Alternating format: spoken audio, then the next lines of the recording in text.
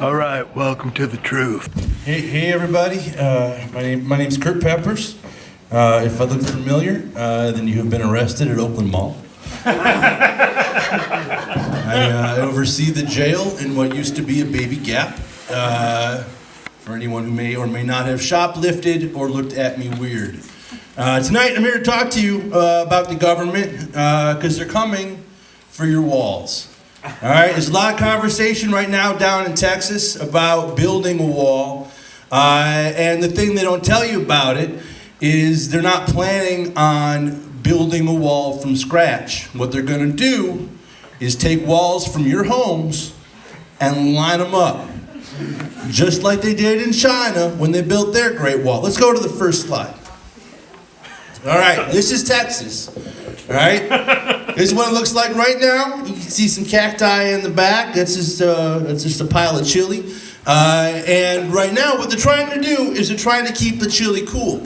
All right, because who likes cold chili? Nobody? Exactly, nobody. Nobody likes cold chili. So what they're going to do down in Texas is they're going to chill all the chili. So none of it, at best, it'll be room temperature, at best. And room temperature chili is the consistency of like Play-Doh that has been left out one night. Right? So no one's going to want to eat that, and so people are going to flee the Texas border, both ways, American or Mexican. They're going up, they're going down, starting with this tent network. All right, and once the tent network is in place, then they're coming for you. Let's go to the next slide. Next two slides, all right. Now let's see, now this is you, all right? You're doing your job, you're working at your cubicle. Most other people up here, they're out watching March Madness because this is the time for it. Go Blue! And but you're this idiot, right? You're working diligently, trying to get ahead because that's what they tell you have to do, right? You have to work hard to get what you want. Now, and where do you work? You work right in a cubicle farm, which is full of walls, right? What's a cubicle but a wall? Now those are the walls that you want them to come and take, right? You want them to come to your office, take your cubicle away so that you have an open space floor plan like Chip and Joanna will tell you about. But Mr. Peppers, if they took down my wall, where would I put my Garfield calendar? well, they're not gonna, that's the problem. And you can shove your Garfield calendar right up your ass because at the end of the day, careful, there you go, limp, there you go. At the end of the day, you know what day it is. Right, you know today is today and tomorrow is tomorrow. But what you want is you want to see this lady right here. Her name's Carol, and she's like your best friend in your office. You don't know where she lives. You don't know much about her children, but you do know that the back of her head is very similar to the back of your head, and as such, you've become good work friends. I don't like the way Carol intrudes on my privacy and has people sign birthday cards for me once a year. You know, it's a birthday. It's a birthday, Dickie. It happens every year. It happens for all of us. Do you have a birthday, Dickie? I don't want to talk about When's that. your birthday, Dickie? I don't want to talk about When's your birthday, Dickie? I'm a leap year baby. Oh. I'm technically 10 years old. Wow. The big 229. Well, all right. So every other year, or every 4 years, whatever you have. Every then four. So you're just jealous because you got to wait 4 years for Carol to come around with a card for you, and that's on you, man. Fuck you, man. It's everyone gets a birthday every year, and because you get 1 in 4, you're gonna be an asshole to Carol. I'm sorry. Yeah. And Carol's next slide. There's a lot of walls there. Yeah, sure is, Dickie. Now some walls are quality walls that people don't maybe go to enough, and maybe they should.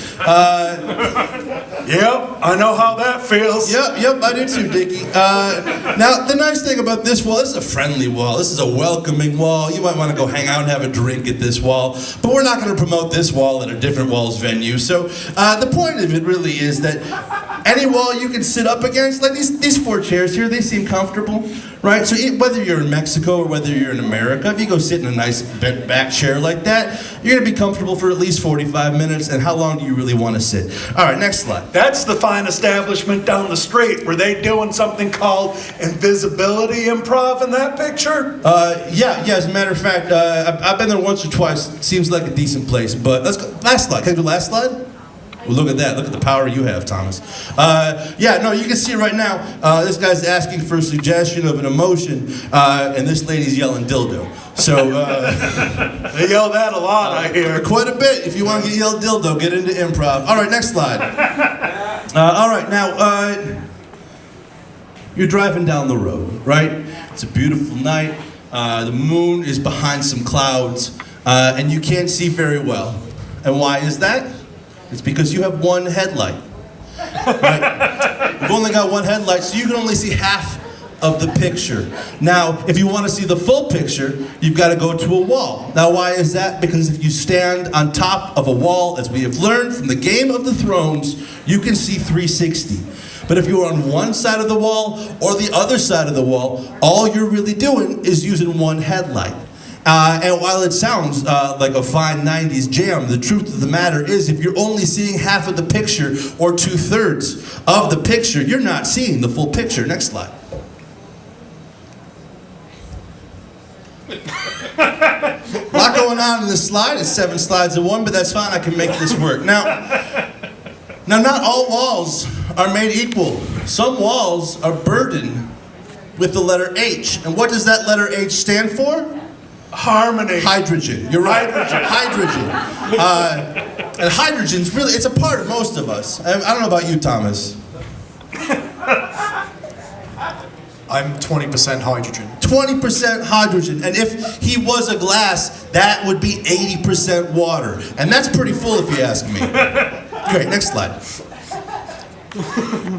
Oh, good, secret walls. I wanted to talk about this from the beginning. It's a shame it's taken so long to get there. Now, how many walls do you see in this picture? Wrong, 7. 7?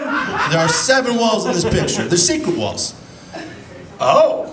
Is this like an electric fence for your dogs? No, it's not. Don't be an asshole, Thomas. That's not like an electric fence. It's like a wall. A wall and a fence are wildly different, and an electrical fence is not even there. That's just your dog agreeing to terms with an idiot.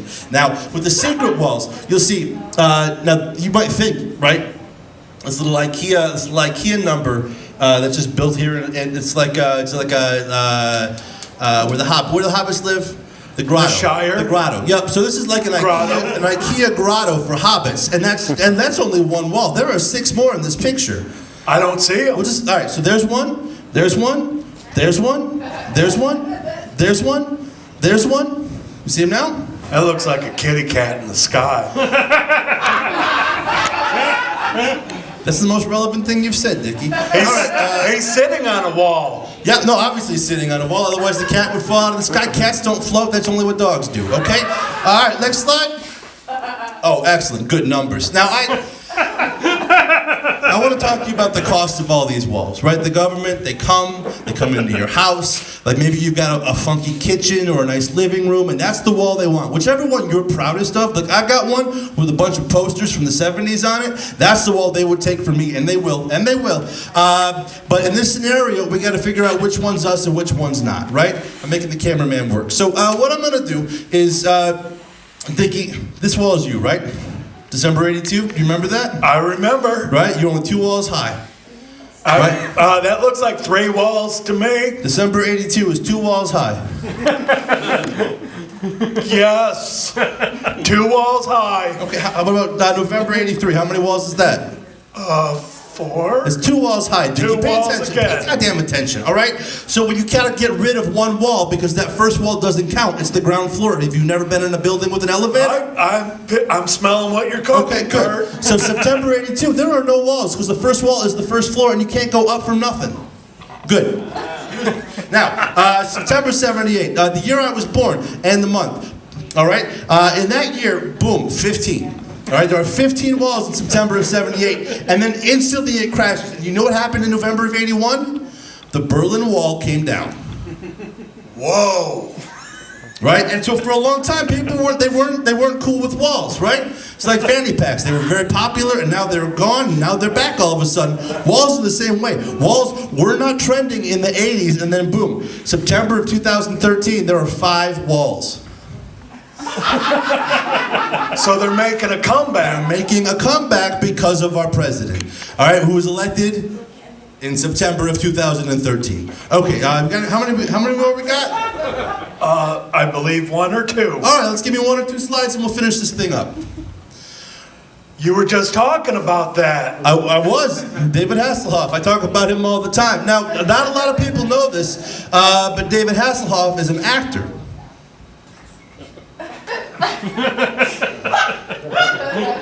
Is he? Huh? In this scenario, he is. Now, a lot of people want to tell you, and I'll tell you the truth, a lot of people are right, is that he's a spy. He's a German spy sent to America on behalf of the Chinese to bring all of our walls down. And what is he doing right here on Audible? Like Audible makes TV shows anymore? They haven't made TV shows in 20 years.